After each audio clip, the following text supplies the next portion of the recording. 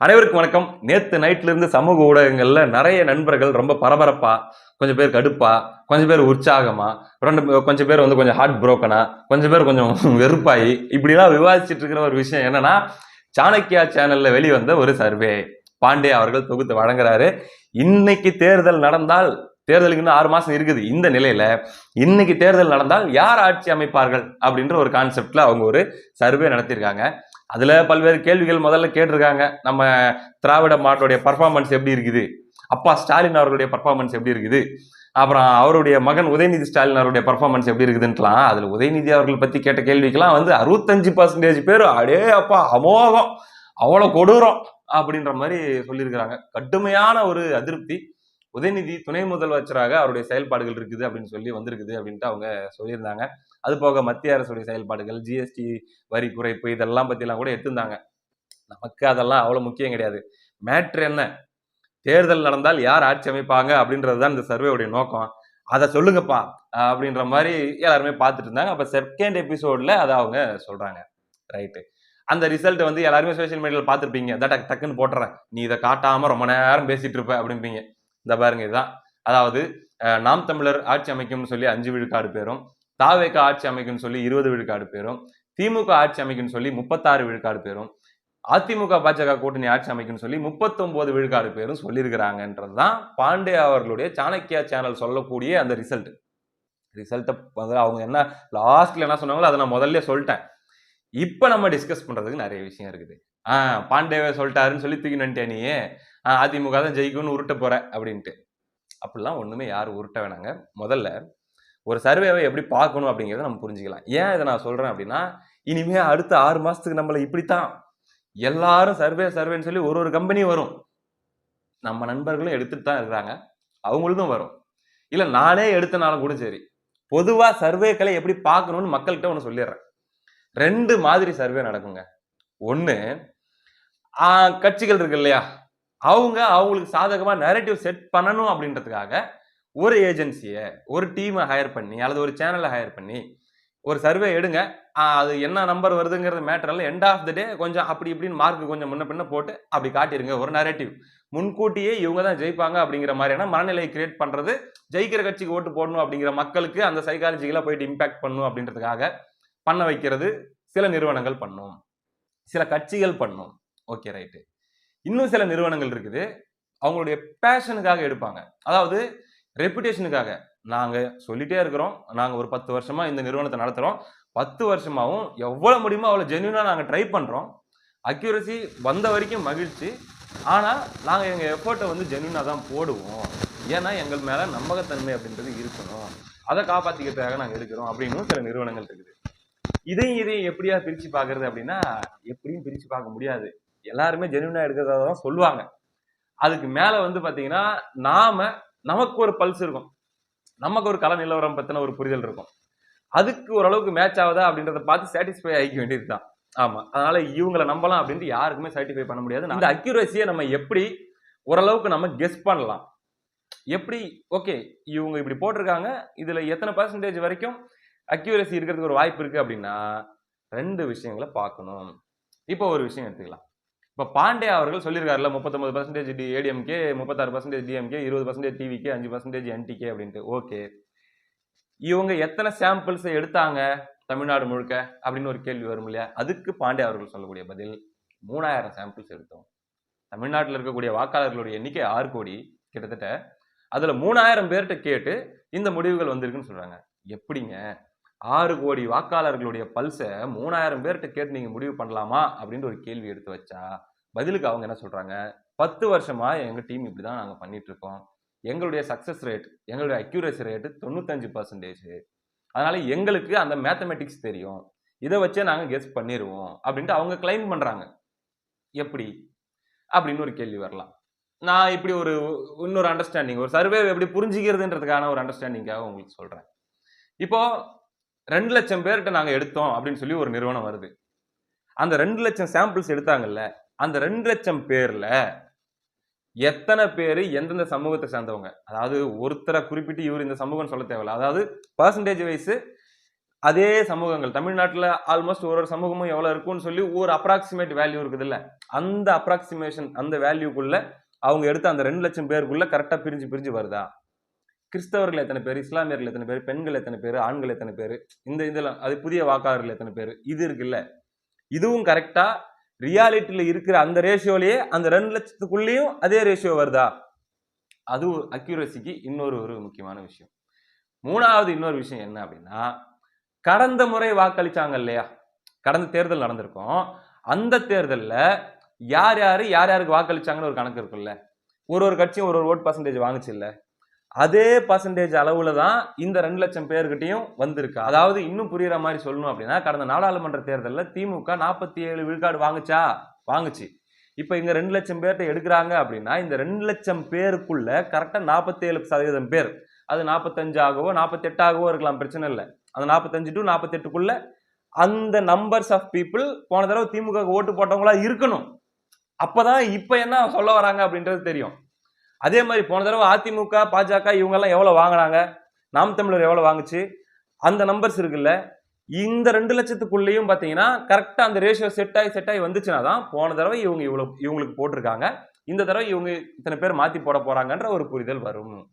அந்த அடிப்படையில் இவங்க எடுத்திருக்கிற 3000 சாம்பிள்ஸ்ல இவங்களுடைய அந்த ரேஷியோ எப்படி இருக்குது அப்படின்னு நம்ம பார்த்தோம்னா, அதாவது கடந்த மக்களவை தேர்தலில் யாருக்கு வாக்களித்தீர்கள் அப்படின்ற கேள்வியை கேட்டிருக்காங்க. அதுல திமுகவுக்கு வாக்களித்தோம்னு சொல்லி 45 விழுக்காடு பேர் சொல்லியிருக்காங்க, இவங்க கேட்ட அந்த 3000 பேர்ல. ஆக்சுவலா திமுக எவ்வளவு வாங்குச்சு 2024ல? 47 கிட்ட 46.3 அந்த மாதிரி போச்சு. இவங்க 45 விழுக்காடு பேர் அப்படின்னும் போது கிட்டத்தட்ட அந்த நம்பருக்குள்ளதான் வருது. இன்னும் வந்து எண்ணிக்கை அடிப்படையில் சொல்லணும் அப்படின்னா, ஏதோ சும்மா பொழுது போலன்னு எழுதி வச்சுட்டு இருந்தேன். அதாவது 1350 பேர் போன தடவை திமுக வாக்களிச்சவங்க, இவங்க எடுத்த சர்வே படி அந்த 3000 பேர்ல. ரைட்டு, போன தடவை நாம் தமிழருக்கு வாக்களிச்சவங்க எத்தனை பேர் அப்படின்னு சொல்லி பார்க்கும்போது இந்த 3000 பேர்ல 300 பேர் நாம் தமிழருக்கு வாக்களிச்சவங்க. அதாவது 10% பேர் போன தடவை நாம் தமிழருக்கு வாக்களிச்சவங்க. போன தடவை நாம் தமிழர் எவ்வளவு வாங்குச்சு? 8.2 விழுக்காடு. அப்படின்னும் போது போன தடவை நாம் தமிழர் கட்சி எத்தனை பர்சன்டேஜ் ஓட்டு வாங்குச்சோ அதை விட கூடுதலான ஆட்கள், இவங்க ரேண்டமா போய் எடுத்த ஆட்கள்ல நாம் தமிழர் கட்சி ஓட்டர்களாக இந்த சர்வேக்குள்ள இருந்திருக்காங்க. அப்படின்னும் போது கொஞ்சம் அந்த இடத்துல அக்யூரசி மாறுறதுக்கு வாய்ப்பு இருக்குது. ஆனா கிட்ட வருது, 8-10 அப்படிங்கிற அடிப்படையில் வருதுன்னு வச்சுக்கோங்களேன்.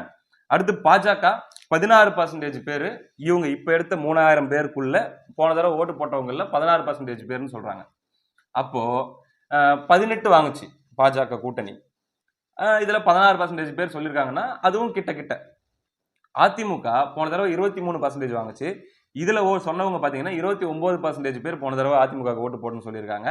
அப்ப இந்த நாம் தமிழர், பாஜக, அதிமுக இந்த மூணு கட்சிகள் இருக்குது இல்ல, இவங்களுடைய வாக்குகளுக்குள்ள சின்ன சேஞ்சஸ் கண்டிப்பா இருக்கும். அப்போ அதிமுக 39% வாங்குமா அதிமுக பாஜக கூட்டணி அப்படின்ற கேள்வி உறுதி செய்யப்படாத கேள்விதான்.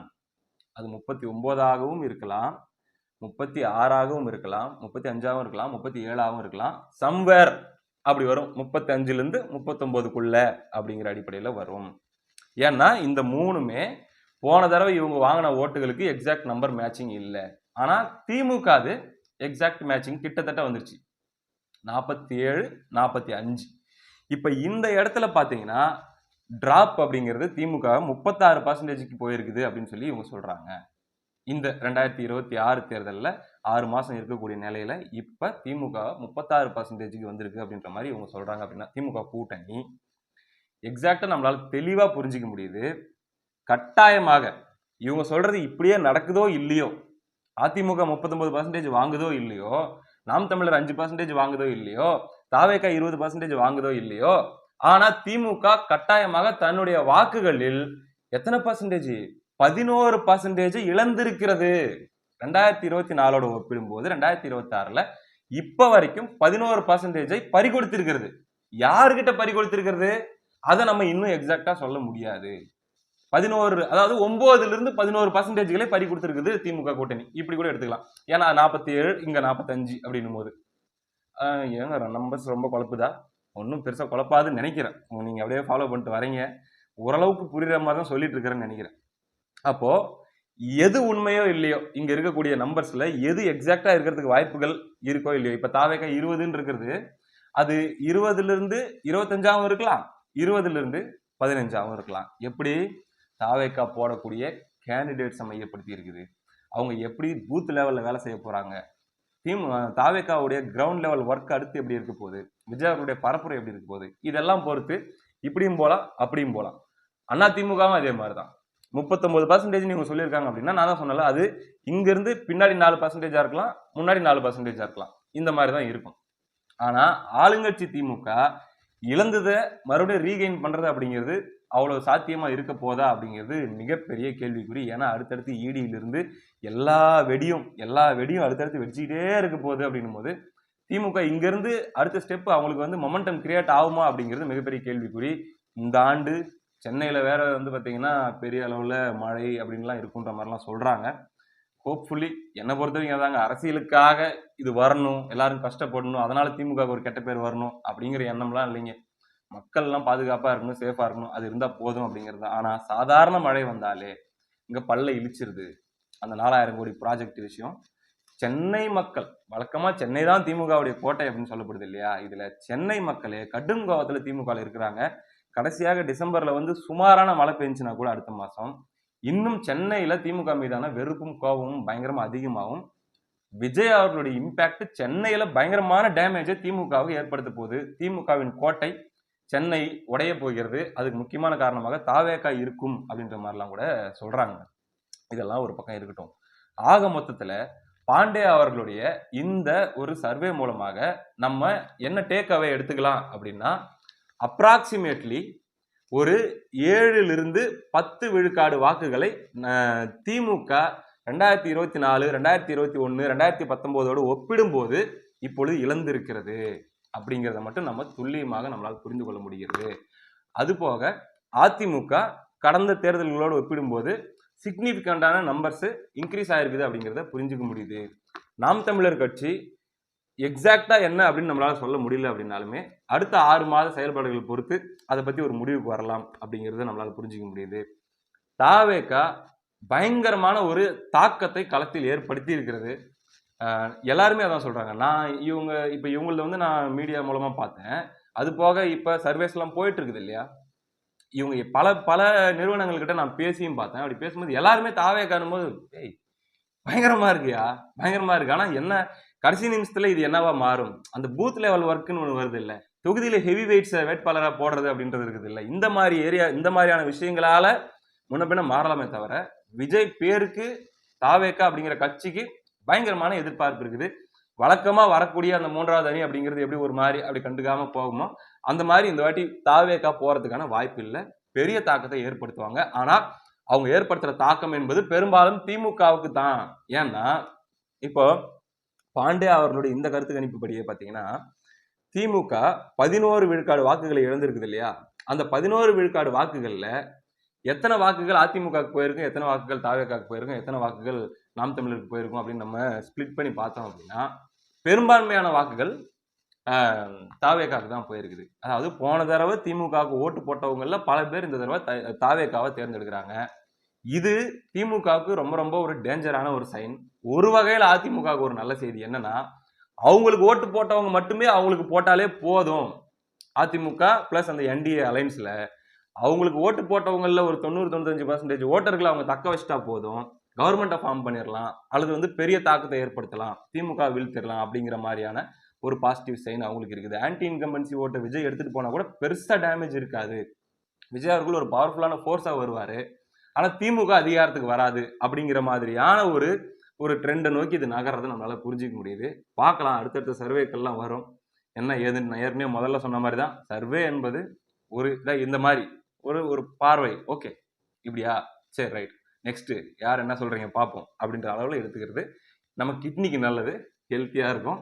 இதுல சண்டை போடுற அளவுக்கு வெறி கொண்டு பாயிற அளவுக்குலாம் ஒண்ணுமே இல்லைங்க. கூல். அடுத்த காணொலியில் சந்திப்போம். நன்றி.